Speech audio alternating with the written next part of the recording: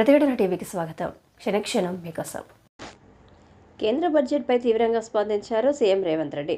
కేంద్రంలోని మోదీ సర్కారుపై ఆయన నిప్పులు చెరిగారు. కేంద్ర బడ్జెట్లో తెలంగాణ పట్ల కక్షపూరితంగా వ్యవహరించారని సీఎం రేవంత్ రెడ్డి మండిపడ్డారు.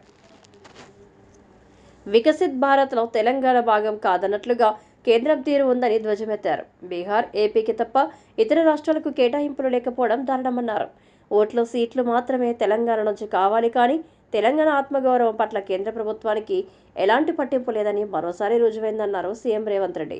బడ్జెట్లో తెలంగాణకు నిధులు కేటాయించాలని కోరుతూ ఢిల్లీకి 14 సార్లు వెళ్లి వినతి పత్రాలు ఇచ్చినా తెలంగాణ రాష్ట్రానికి ఎలాంటి నిధులు కేటాయించలేదని సీఎం రేవంత్ ఆవేదన వ్యక్తం చేశారు.